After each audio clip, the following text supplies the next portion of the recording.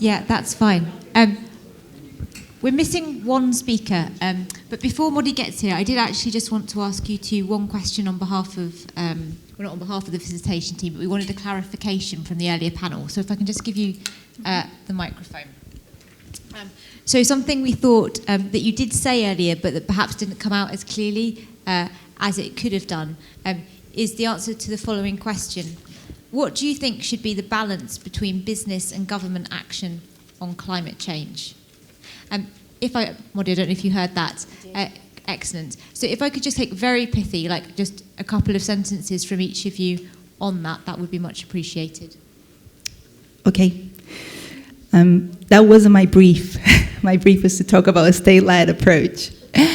But no, of course, I'm very happy to answer that. So I do think that everyone in society has a role to play. So government, individual civil society and private interests like companies and etc. So, but the reason why I was emphasizing the role of government is because one, the planetary crisis and the amount of things that need to change and the speed in which they need to change are not going to happen if private interests, if we depend just on private interests, because really, the investment that's needed, it's to create a range of benefits for society that, as we are organized as a society these days, only government really has that mandate to care about people's quality of life, jobs, the natural world. That's so, about the length. Okay. That's fine. Paul. Yeah, well, you heard from Chris that you don't have to agree with each other, and I have a slightly different view to Fernanda here. This transition isn't going to happen unless business takes it forward. Business can't take it forward by itself. Business needs a market to work in. Markets are amazingly powerful. Just think of your mobile phone and where mobile phones were 20 years ago, i.e. nowhere. They're amazingly powerful, but businesses need certain conditions in order to do what they need to do. And above all, they have to be able to be profitable. They have to make money out of this stuff. And it's government's job to create a level playing field where all the costs get into the market, including the environmental costs that at the moment aren't there, so that the businesses can invest.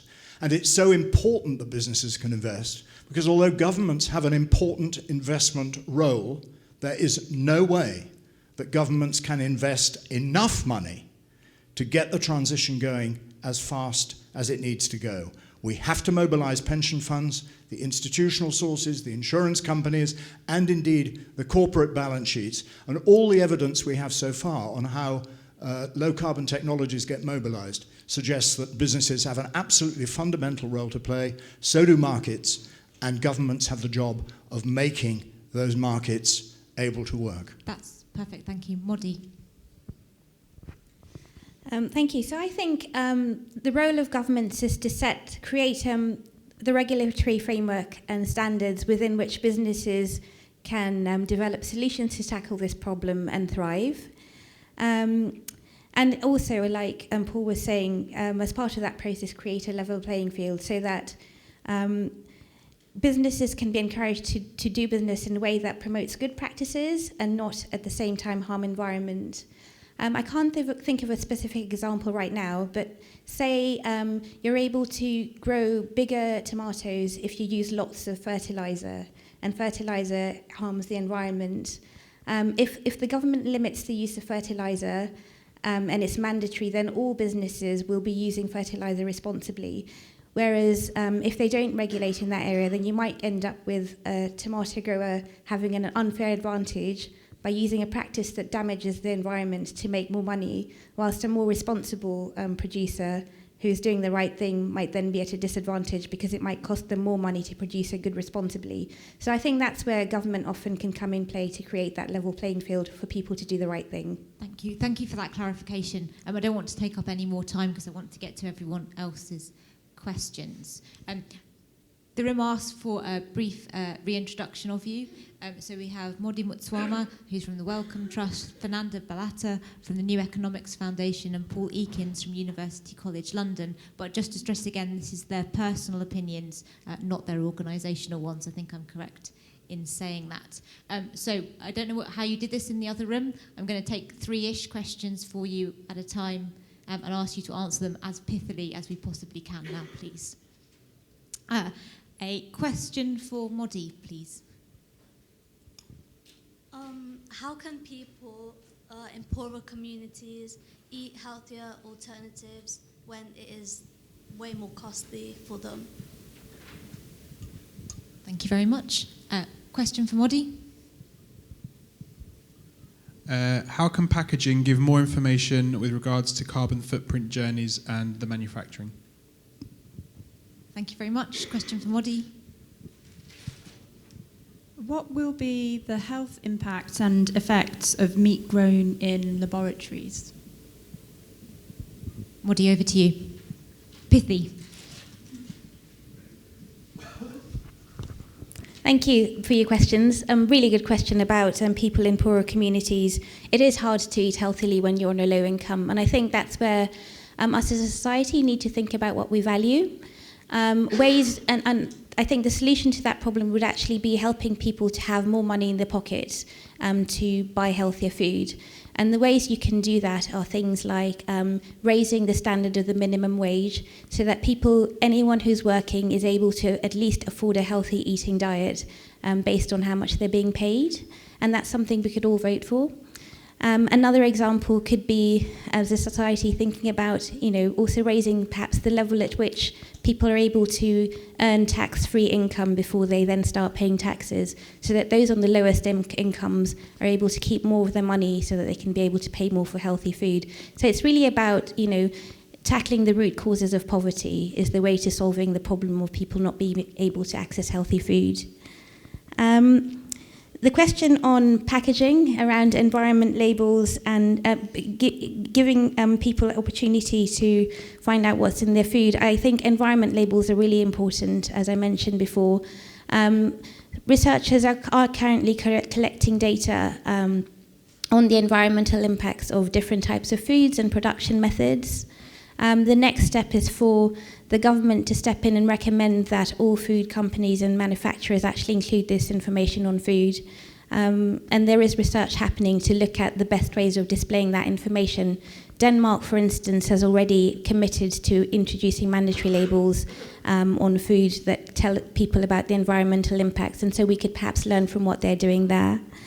And in terms of the production methods, we already have certain accreditation schemes, a variety of different accreditation schemes that will certify production methods as being organic. You can buy organic food or organic chicken or high animal welfare or free range, perhaps encouraging more use of those kinds of schemes to tell people how different particular foods were produced and have them certified so they can have confidence in the claims that are being made. So perhaps a bit of regulation around the sorts of claims that are being made so people can have confidence in the claims on food packages would be another way.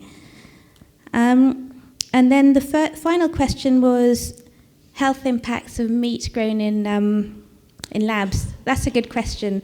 I think this is a kind of new and emerging field where we still don't yet know what the true health or environmental impacts of those new and emerging technological products are. So it's a kind of watch this space to see what they might, what might happen with them.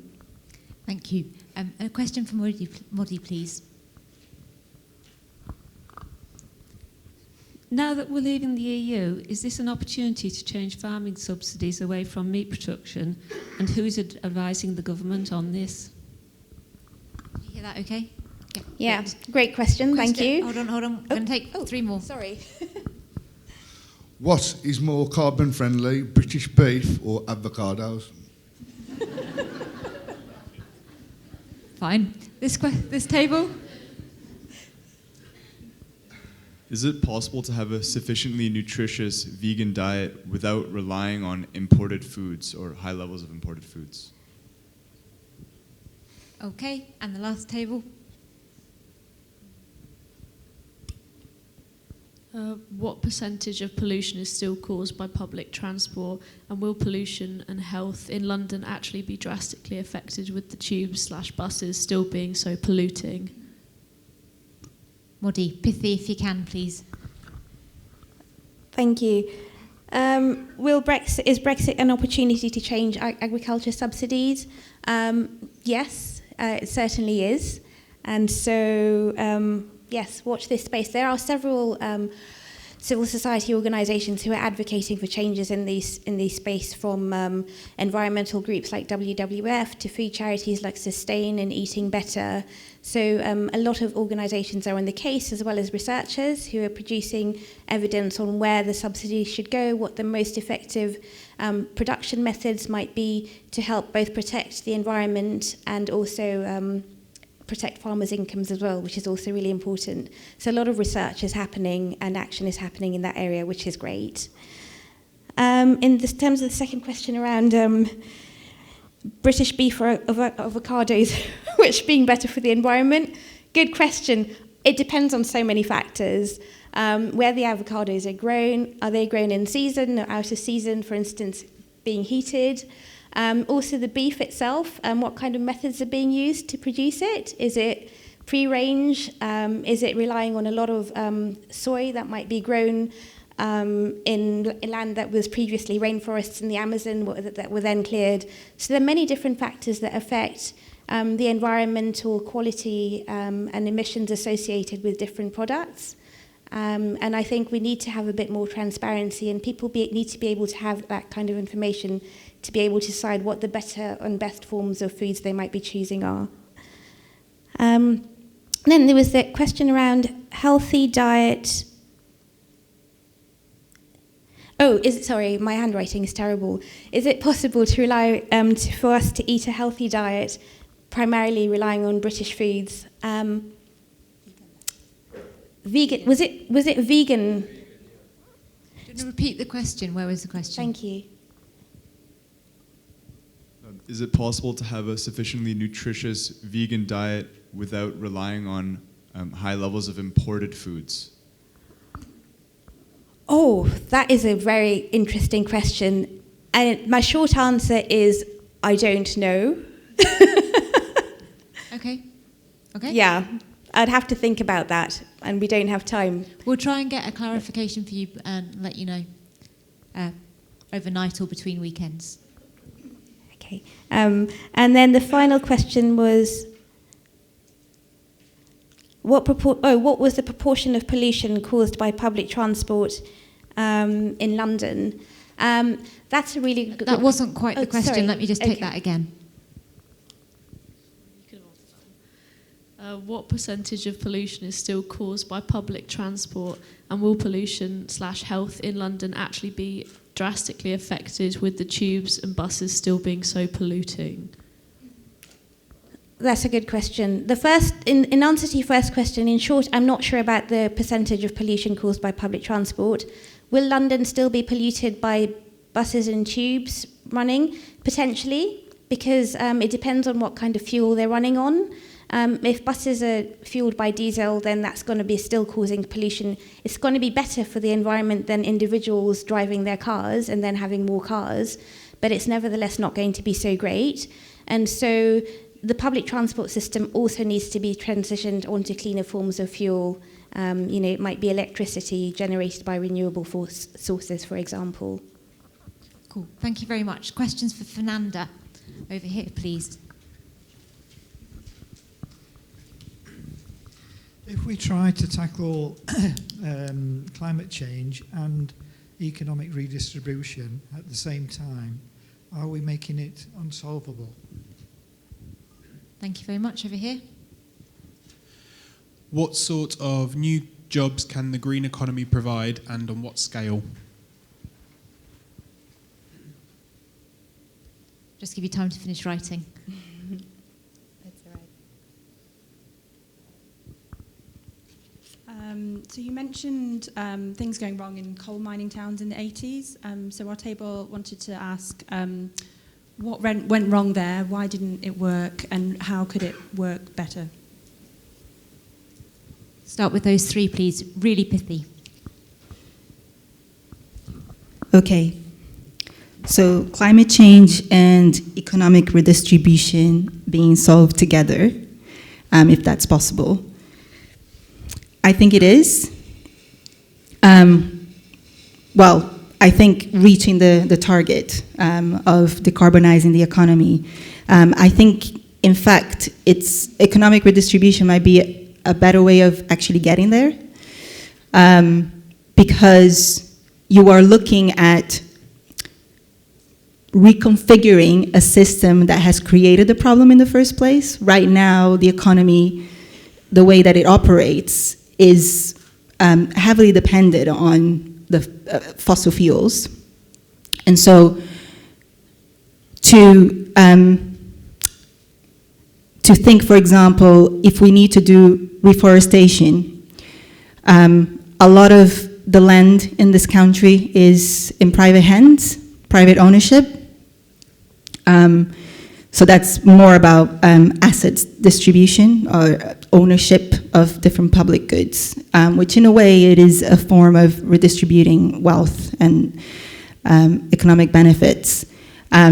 So how can we advance an agenda of, for example, different types of land use if there is no private interest in doing so? So you can see that a solution around, if we were to actually do land reform, then it would open up opportunities to actually deliver different types of land use in a more democratic process of deciding what we actually want to do. Sorry, I just used that as an example. It might not be the best example, but I'm running out of time. What sort of new jobs could the transition create, and at what scale? So the way we talk about the transition is that you're not only trying to decarbonize the economy, but you're trying to also deliver kind of an industrial strategy, right? Which I argued has been needed for a long time anyway. There are lots of places that, you don't have good quality employment opportunities. And so there is a need already there for jobs.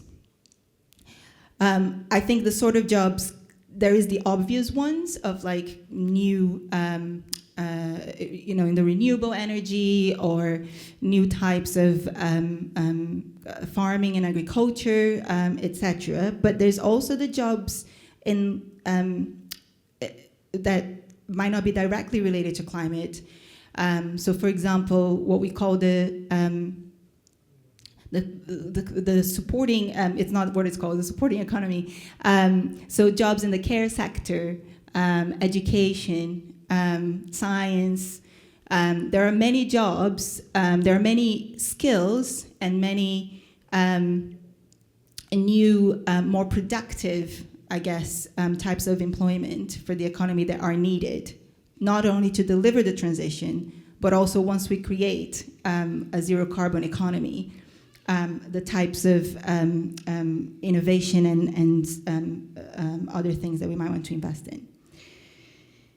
What went wrong back in the 80s with the coal mining industry and how to get it right. So I think there are lots of things that went wrong. It was at the same time that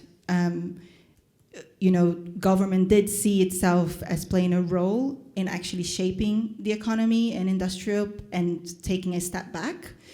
And so when the jobs went, there was nothing to replace them, and there was no proactive planning to support those communities in going through that transition. So that's one thing, and that's why actually I believe that government needs to step in this time and and have a plan. The other thing is that workers' voice. So unions were heavily undermined at that time, and unions, you might think about institutions in many different ways, but the idea of it is that you have a collective voice of workers, and therefore a collective power.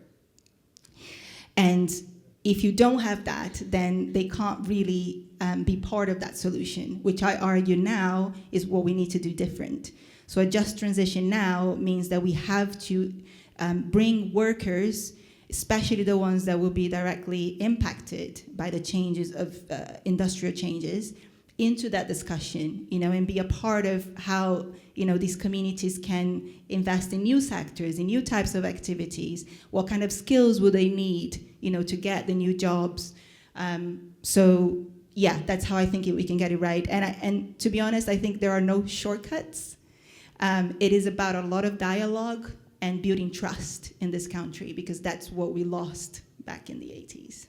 Okay, so I am worried about time. So what I'm going to do is I'm going to take 4 questions for Paul from this side of the room, and then I'm going to give you a choice about what we do after that. Okay, so a question for Paul, please.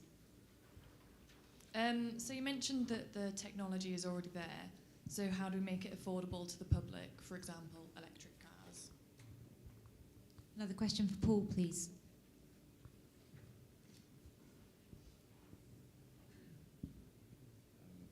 We get methods to generate electricity, but is there any information about how we store electricity, and what, if any, are the impacts on the environment on things like lithium mining, which is also damaging, I suppose? Thank you very much. Question from over here for Paul. If we are moving away from gas boilers in homes, what are the alternatives? Thank you very much. And over here. Is it feasible to train or upskill fossil fuel workers on alternative tech and production methods to avoid mass redundancy, or do we need to look elsewhere? And if we do need to look elsewhere, do we have the right people with the right skills in the UK? As pithy as you can possibly do it. Okay, thanks. As pithy as I can. Okay, the tech's already there. How do we make it more affordable? Electric cars, for example. Well, the good news is that the cost of electric cars is already coming down pretty dramatically. So if 10 years ago you'd predicted a Leaf, for example, I would have thought you were being very, very positive and optimistic, and yet there it is, it's out there. The way Norway's doing it is to give significant subsidies to people to buy electric cars, so that 50% of sales of cars in Norway are now electric. Obviously, as the cost of electric cars comes down, those subsidies can be reduced. And that's a pretty classic way in which we've made these technologies more affordable. That's precisely what happened with offshore wind. The government got into contracts at offshore wind in 2005 for £150 a megawatt hour. And the last auction for offshore wind contracts last year was £37.50. So those processes of cost reduction, when you deploy them, we wouldn't have got those cost reductions if we hadn't bought some offshore wind at £150 a megawatt hour, because it was the process of learning how to do it, of putting them in the sea, of building those things that enabled us to reduce those costs. And of course, that's private companies that were doing that. That's Siemens, that's Dong, that's various other companies that were learning how to do that. And that's what we need to do across these technologies, including batteries. And again, the cost curve of batteries has come down dramatically, so that there are now utility-scale batteries that store electricity from renewables on the grid so that we can use it when the sun isn't shining and the wind isn't blowing. You're quite right that not all the elements that go into batteries are particularly environmentally friendly, and you mentioned lithium. There's a lot of research into alternative materials. There's a huge amount of money going into batteries because a lot of entrepreneurs realize that the next generation of energy billionaires is going to come from the people who crack storage, and I believe that that is definitely going to happen over the next 5 to 10 years. Lithium batteries have become much cheaper, and they've become much more powerful, so that you can now buy an electric car that can go 250 miles, whereas again 10 years ago you'd have been lucky to get 50 out of it. And obviously that's an important consideration for people who rely on their cars to go relatively long distances. So that's number 2. Training fossil fuel workers, it will depend what they do. I mean, one of the great pieces of luck, if you like, for the UK is that we had this offshore wind resource, but just before that we had our offshore oil and gas industry. So we had a lot of guys who knew what to do out in rather inhospitable environments out in the North Sea, and they were able to deploy those skills. And many of the shipyards that were building the offshore oil and gas rigs were able to be redeployed to some extent to build offshore wind turbines. And any of you who visited the east coast of the UK, around Hull and Teesside and Humber and those places, will see the kinds of investments that have come in there and that have enabled companies to generate this huge increase in offshore wind that we've experienced in this country over the last 5 to 10 years. Then we come to the most difficult one on moving away from gas boilers. This is the area which, in my view, is why we need at least 30 years for this transition. Those of you who own a gas boiler will know that you can probably get 15 years life out of it. So if you've just bought a gas boiler, you'll be not wanting to scrap it anytime soon. You'll be wanting to wait 15 years. If your gas boiler has just gone kaput, you'll be wanting to buy something reasonably soon, and that's tricky at the moment because there isn't very much as an alternative. You can buy a heat pump, and gradually our gas and other fitters, electricians are beginning to learn how to install these things so that they work properly. There's a new generation of hybrid gas and electricity heat pumps coming on the market, which will play an enormously important transitional role in moving towards a completely zero carbon solution. When we're building new housing estates, and we're building quite a lot of them, then we have to make them able to have district heating, which is both more efficient, and we can then use zero carbon biomass. That's how a lot of very low carbon electricity and heat is generated in Norwegian countries, but in Nordic countries, but they've been doing that for 30 or 40 years. It takes time because it's a high infrastructure solution. But that's why getting rid of 25 million gas boilers, which is roughly what the task is over 30 years, is going to require a mixture of all those options. One I haven't mentioned is hydrogen boilers. Those of you who are as old as me will remember that we used to heat our homes through town gas, and town gas is half hydrogen, and a lot of our gas distribution network would take hydrogen, and we could therefore repurpose some of our gas distribution network for hydrogen, and it would be perfectly possible to build hydrogen boilers just as we used to have town gas boilers. But all this stuff takes time, and then we have to answer the question that Chris Stark asked right at the beginning of where does the hydrogen come from? And at the moment, hydrogen's quite expensive, so we would need to get some technological breakthroughs with electrolysis, get some carbon capture and storage going. All this stuff is doable, and if we start to do it, we can expect that the costs will come down. But it's a big task. It's a system change, and we need to get going now. Great. Thank you very much. So I'm aware that we haven't done all tables questions for all speakers, but we're kind of out of time, and that's not your guys' fault. It's because these guys arrived late in this room. So what I'm going to suggest we do, instead of making you stay later and having a shorter gap between now and dinner and all of that kind of thing, I'm going to take the questions that you didn't get to ask your speakers off you. I'm going to get them to answer them before they go, and we'll read out their answers to them either tonight or tomorrow morning, or get them to you in some way, so that you will still get those questions answered. We just won't do it right now sitting here in the room. Does that work for everybody? Okay, great. So could we thank our panel of speakers?